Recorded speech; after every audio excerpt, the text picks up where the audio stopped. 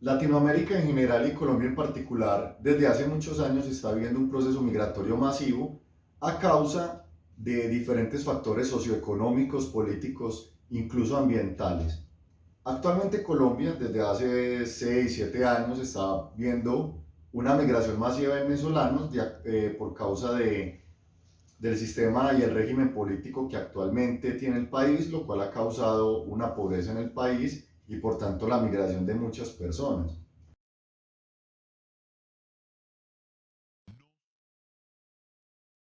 Actualmente muchos de estos vienen a Colombia y significa un reto muy grande para el país porque históricamente Colombia no es un país que reciba migrantes, sino al contrario, los colombianos buscamos salir a otros países a mejorar nuestras condiciones de vida.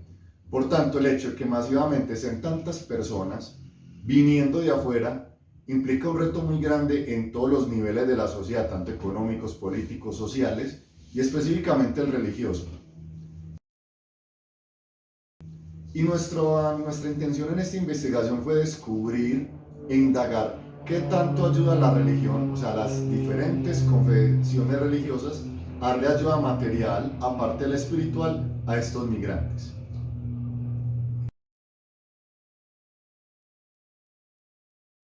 El estado del arte que hemos buscado para darle sustentación y marco teórico a nuestro proyecto nos permiten identificar las diferentes categorías que hemos desarrollado a lo largo de este.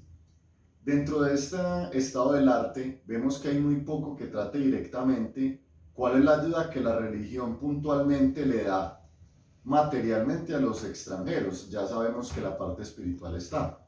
¿Qué nos permitió este estado del arte? Ver que hay diferentes textos que hablan de las diferentes etapas migratorias que ha tenido Colombia a lo largo desde la época de la colonia, que desde allí viene la migración, ha permitido identificar las diferentes oleadas de judíos, de musulmanes, de diferentes partes del mundo, que se han fusionado con la cultura colombiana y le han dado un nuevo modelo a esta hasta el día de hoy, una nueva idiosincrasia.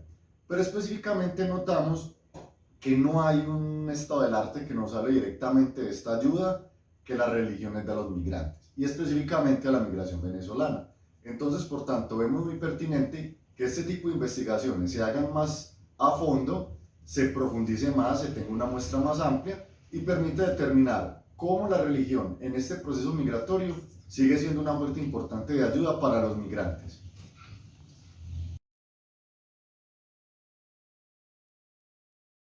Nuestra pregunta principal de investigación es ¿de qué manera influye la religión en el proceso migratorio de venezolanos que viven en la ciudad de Medellín?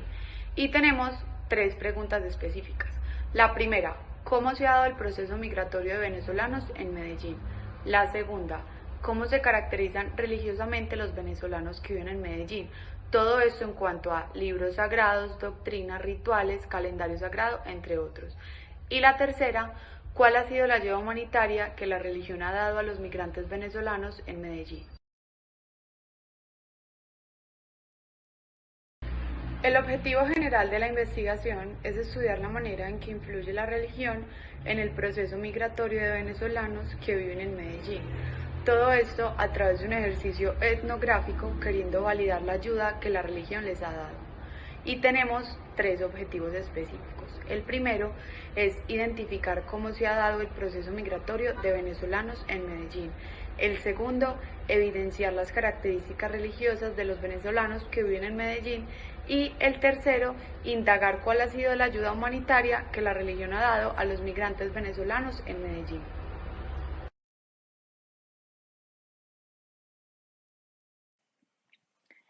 Ahora vamos a hablar sobre nuestro marco teórico.